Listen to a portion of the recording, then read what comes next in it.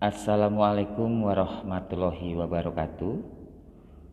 Bertemu kembali dengan saya Indra Panca Hermawan SPD MM dalam pelajaran Pendidikan Pancasila dan Kewarganegaraan untuk kelas 11. Pada kesempatan ini kita akan membahas tentang sistem hukum dan peradilan nasional.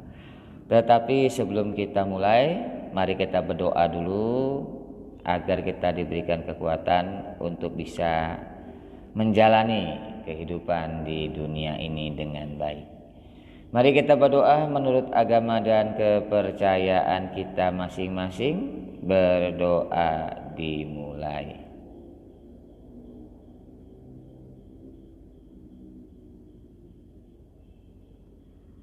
Doa selesai. Baik anak-anakku kelas 11. Kalau kita berbicara tentang hukum, kita berbicara tentang norma-norma yang ada di dunia ini, yang kita percaya khususnya di negara Indonesia. Kalau kita bicara norma itu ada 4. Yang pertama ada norma agama, yang kedua ada norma hukum, yang ketiga ada norma kesopanan, dan yang keempat ada norma kesusilaan. Di sini kita akan membahas tentang norma hukum, ya, khususnya tentang sistem hukum dan peradilan nasional. Kita akan membahas dulu tentang negara hukum dan pengertian hukum. Di buku paket itu ada di halaman 41. Nah, apa itu negara hukum? Manusia sebagai makhluk sosial. Arti daripada makhluk sosial ini adalah manusia tidak bisa hidup seorang diri karena membutuhkan bantuan orang lain. Dari lahir sampai kita meninggal, kita tidak bisa melakukan sendiri, tetapi dibutuhkan bantuan orang lain. Setiap individu berinteraksi dengan individu atau kelompok lainnya.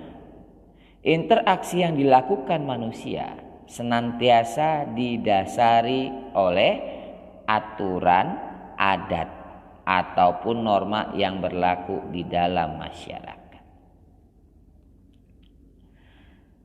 Di dalam pasal 1 ayat 3 Undang-Undang Dasar tahun 1945 itu dinyatakan bahwa Indonesia adalah negara hukum. Nah, jadi apa itu negara hukum? Yang dimaksud dengan negara hukum itu adalah bahwasannya bangsa Indonesia ini menyelesaikan segala sesuatu masalah harus sesuai dengan hukum yang berlaku. Tidak bisa kita main hakim sendiri. Misalnya ada orang yang mencuri, tidak bisa kita sebagai masyarakat biasa menghakimi, gebukin, nggak bisa. Justru kalau kita lakukan itu, kita melanggar hukum, kita menganiaya orang. Jadi kalau ada sesuatu hal yang memang berkaitan dengan hukum, ya kita harus membawanya ke aparat yang berwenang. Nah, jadi seperti itu. Jadi maksudnya adalah negara Indonesia ini adalah negara hukum yang menyelesaikan segala sesuatunya dengan sistem peradilan.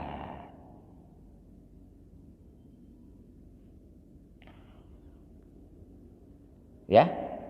Jadi dikatakan di sini Pak Indra jelaskan lagi, negara hukum adalah negara yang mendasarkan segala sesuatu baik tindakan maupun pembentukan lembaga pada hukum yang tertulis maupun tidak tertulis. Itulah negara hukum. yang berdasarkan hukum yang berlaku, tidak boleh main hakim sendiri. Kemudian di dalam sejarah ketatanegaraan itu dikenal istilah satu, negara hukum dalam arti sempit. Apa itu negara hukum dalam arti sempit? Negara hukum dalam arti sempit disebut juga negara politisi, yaitu negara hanya menegakkan hukum saja dan negara tidak ikut campur dalam urusan kemakmuran rakyat. Jadi negara di sini hanya ngurusin masalah hukum, tidak mengurusi masalah-masalah lainnya. Tapi kalau di Indonesia kan tidak. Negara di sini berfungsi sebagai pimpinan tertinggi. Ya, negara itu di bawah komando yaitu presiden sebagai pimpinan tertinggi. Presidenlah yang mengambil segala keputusan untuk negara ini. Tapi kalau dalam arti sempit, negara hukum itu adalah negara yang urusannya tentang hukum saja. Untuk kesejahteraan, untuk yang lain-lain, negara di situ tidak hadir. Lalu negara hukum dalam arti modern, yaitu negara hukum selain untuk menegakkan hukum juga memperhatikan serta berusaha menyejahterakan rakyat. Nah, disinilah fungsi negara hukum di dalam era modern. Bahwasanya negara hadir di tengah-tengah masyarakat, di tengah-tengah rakyatnya, bukan hanya untuk ngurusin hukum saja, tetapi di situ juga mereka harus bisa mensejahterakan rakyatnya. Lalu di dalam buku ini juga disebutkan tentang pendapat seorang tokoh yang bernama A.V. Dicey. Beliau mengungkapkan 3 unsur tentang hukum. Apa saja? Yang pertama ada supremacy of law. Apa itu supremacy of law? Diartikan negara hukum yang berdaulat atau yang memiliki kekuasaan tertinggi dalam hukum. Seluruh rakyat atau pemerintah harus tunduk pada hukum yang berlaku. Ya, supremacy of law. Jadi hukum itu adalah kekuatan tertinggi. Tidak ada satupun rakyatnya yang bisa kebal dengan hukum. Jadi siapapun yang bersalah harus dihukum sesuai dengan hukuman yang berlaku. Itu adalah supremacy of law. Yang kedua ada equality before of law. Artinya setiap orang kedudukannya sama di depan hukum tanpa melihat status dan kedudukannya. Nah, di sini ditegaskan lagi di equality. Bahwasanya hukum itu tidak pandang bulu. Mau siapapun yang melanggar hukum harus dihukum sesuai dengan hukum yang berlaku. Ya, itu disebut dengan equality before of law. Jadi tidak ada perbedaan di mata hukum. Kalau supremacy of law itu adalah penegakan hukum. Ya, tolong itu ada perbedaannya. Kalau equality before of law itu tidak memandang bulu. Kalau supremasi itu penegakan hukum. Selanjutnya ada human rights. Human rights yaitu diakui dan dijaminnya hak asasi manusia dalam Undang-Undang Dasar. Jadi kalau kita bicara human rights itu kita berbicara tentang hak asasi. Apa itu hak asasi? Hak asasi manusia itu adalah hak yang didapatkan manusia dari lahir. Contohnya apa, Pak? Contohnya hak untuk hidup. Ya. Jadi apabila ada manusia lainnya yang mengambil hak hidup manusia lainnya, itu sudah dikatakan pelanggaran hak asasi manusia. Ya. Kemudian hak untuk apa lagi? Hak untuk mendapatkan pekerjaan, hak untuk pendidikan, itu hak asasi manusia. Jadi ada hak untuk hidup, hak untuk memperoleh pendidikan, dan juga hak untuk mendapatkan pekerjaan. Makanya di Indonesia ini kan ada wajib belajar. Karena apa? Karena Indonesia menyadari itu. Bahwasanya manusia itu mempunyai hak untuk belajar. Dan pekerjaan juga seperti itu. Makanya pemerintah harusnya hadir di tengah-tengah rakyat untuk membuka lapangan pekerjaan, untuk memberikan skill kepada rakyatnya agar rakyatnya bisa dapat bekerja dan dapat memenuhi kebutuhan hidupnya dengan layak. Apabila kebutuhan hidup manusia itu bisa terpenuhi dengan layak, maka kesejahteraan akan bisa tercapai. Selanjutnya, Jaminan Undang-Undang Dasar Negara Republik Indonesia tahun 1945 bahwa Indonesia sebagai negara hukum dapat kita temukan dalam Undang-Undang Negara Republik Indonesia tahun 1945. Yang pertama ada di pasal 1 ayat 3. Itu berisikan tentang Indonesia sebagai negara hukum.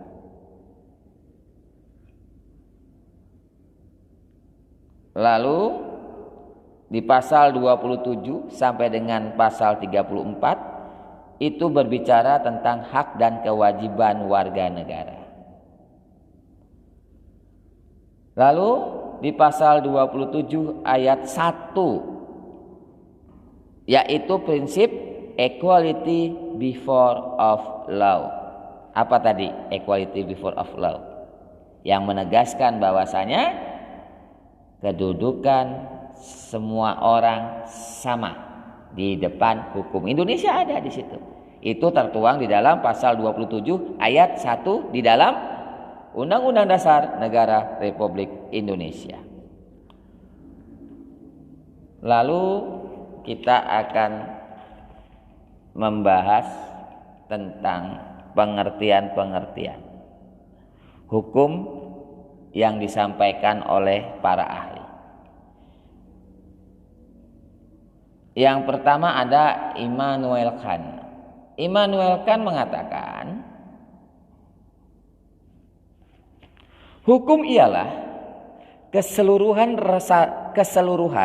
syarat-syarat yang dengan ini kehendak bebas dari orang yang satu dengan dapat menyesuaikan diri dengan kehendak bebas dari orang yang lain menurut peraturan hukum tentang kemerdekaan. Jadi Immanuel Kant ini menitik beratkan bahwasanya hukum ini harus mempunyai aturan-aturan atau syarat-syarat.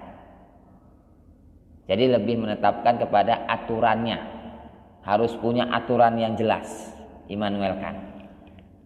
Selanjutnya Leon Duguid.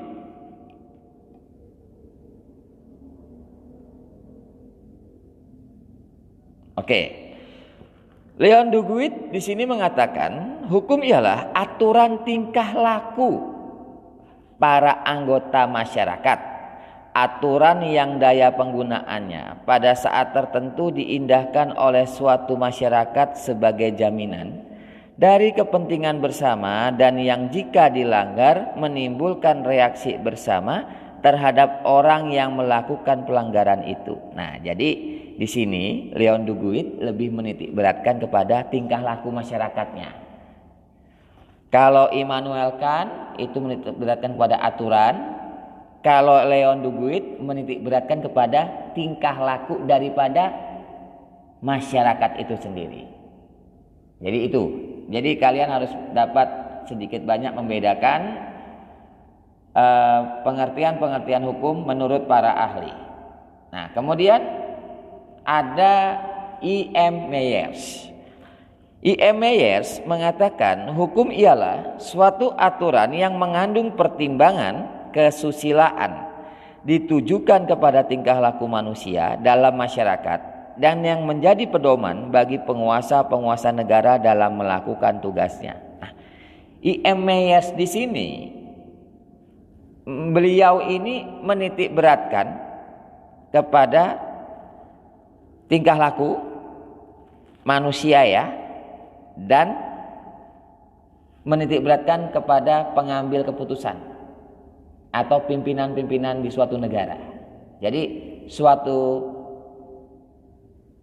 negara haruslah mempunyai sistem peradilan ataupun pimpinan di dalam sebuah peradilan yang memberikan keputusan untuk menilai perilaku orang lain. Nah, jadi seperti itu. Jadi kalian harus bisa membedakan pendapat-pendapat para ahli, karena para ahli itu memberikan pendapat berdasarkan sudut pandangnya, ya. Selanjutnya ada S.M. Amin. S.M. Amin itu mengatakan kumpulan-kumpulan peraturan yang terdiri atas norma dan sanksi-sanksi itu disebut hukum. Dan tujuan hukum itu adalah mengadakan ketertiban dalam pergaulan manusia sehingga keamanan dan ketertiban terpelihara. Nah, di sini beliau lebih menitik beratkan kepada adanya sebuah kumpulan, ya, adanya sebuah aturan yang jelas, tertulis yang jelas. Jadi hukum itu mempunyai aturan yang jelas. Siapapun yang mengambil keputusan itu bisa sama karena berdasarkan aturan-aturan yang jelas tersebut. Tujuannya apa? Tujuannya untuk membatasi tingkah laku manusia supaya tidak melanggar hak asasi manusia lainnya. Untuk apa? Untuk menjaga keamanan dan ketertiban. Nah, coba kalian bisa bayangkan kalau di Indonesia tidak ada hukum. Orang nyolong motor bebas. Orang membunuh orang lain bebas. Orang membongkar rumah orang lain atau mencuri di rumah orang bebas. Apa yang terjadi? Maka tidak akan ada kedamaian. Oleh sebab itu disitulah hadirnya hukum untuk menjaga atau menciptakan keamanan dan ketertiban di lingkungan masyarakat. Di situ yang lebih dititik beratkan kepada S.M. Amin. Kemudian ada J.C.T. Simorangkir. Beliau itu mengatakan bahwasanya hukum adalah peraturan-peraturan yang bersifat memaksa dan menentukan tingkah laku manusia dalam lingkungan masyarakat yang dibuat badan-badan resmi. Pelanggaran terhadap peraturan-peraturan tersebut berakibat diambilnya tindakan, yaitu dengan hukuman tertentu. Di sini J.C.T. Simorangkir lebih lagi menyoroti tentang bahwasanya hukum itu bersifat memaksa. Jadi ketika putusan hukum sudah keluar yang dikeluarkan oleh pengadilan, maka siapapun harus mentaatinya. Jadi dikatakan sifat hukum menurut J.C.T. Simorangkir adalah bersifat memaksa. Jadi disitulah yang kalian harus memahami, pengertian-pengertian para ahli itu kadang berbeda, tetapi itu mempunyai tujuan yang sama. Baik, selanjutnya ada M.H. Triyatmijoyo atau Triyatmijaja. Nah, beliau mengatakan hukum ialah semua aturan atau norma yang harus diturut dalam tingkah laku, tindakan-tindakan dalam pergaulan hidup dengan ancaman mesti mengganti kerugian. Jika melanggar, aturan-aturan itu akan membahayakan diri sendiri atau harta. Umpamanya orang akan kehilangan kemerdekaannya, didenda dan sebagainya. Di sini beliau lebih beratkan kepada hukuman yang diterima bagi orang-orang yang melanggar norma hukum. Jadi apabila orang tersebut melanggar norma hukum, maka orang tersebut akan mendapatkan sanksi atau hukuman dari perbuatan yang dilakukannya. Nah, jadi masing-masing tokoh ini mempunyai sudut pandang yang berbeda, tetapi mempunyai persamaan. Yang pertama, hukum, peraturan mengenai tingkah laku manusia dalam pergaulan masyarakat. Yang kedua, peraturan dibuat dan ditetapkan oleh badan resmi yang berwajib. Yang ketiga, peraturan bersifat memaksa. Dan yang keempat, sanksi terhadap pelanggaran peraturan tersebut adalah tegas. Nah, ini adalah unsur-unsur persamaan hukum daripada pendapat para ahli. Jadi ada 4. Ya. Ada peraturan mengenai tingkah laku manusia dalam pergaulan masyarakat. Yang kedua, peraturan dibuat dan ditetapkan oleh badan resmi yang berwajib. Yang ketiga, peraturan bersifat memaksa. Dan yang keempat, sanksi terhadap pelanggaran peraturan tersebut adalah tegas. Selanjutnya, karakteristik hukum. Harus mempunyai perintah dan larangan. Harus ada. Perintah itu apa yang harus dilakukan. Kemudian larangan itu adalah apa yang tidak boleh dilakukan. Itulah karakteristik hukum. Yang kedua, perintah atau larangan tersebut harus dipatuhi. Ingat, karena hukum salah satu sifatnya yaitu adalah memaksa. Ketentuan tugas hukum. 1. Menjamin kepastian hukum bagi setiap orang di dalam masyarakat. Yang kedua, menjamin ketertiban, ketentraman, kedamaian, keadilan, kemakmuran, kebahagiaan, dan kebenaran. Yang ketiga, menjaga jangan sampai terjadi perbuatan main hakim sendiri dalam pergaulan masyarakat. Nah, itulah ketentuan daripada tugas hukum. Baik anak-anakku sekalian, mungkin sampai di sini dulu penjelasan saya tentang hukum. Minggu depan atau minggu berikutnya kita akan membahas tentang tata hukum di Indonesia. Baik, terima kasih banyak. Semoga semuanya selalu sehat. Jangan lupa tetap patuhi protokol kesehatan, tetap dijaga imun tubuhnya. Insya Allah kita segera terbebas dari masa-masa sulit seperti ini. Baik, terima kasih. Assalamualaikum warahmatullahi wabarakatuh. Jangan lupa untuk kalian absen dan mengerjakan tugas yang nanti saya berikan. Dan selamat siang.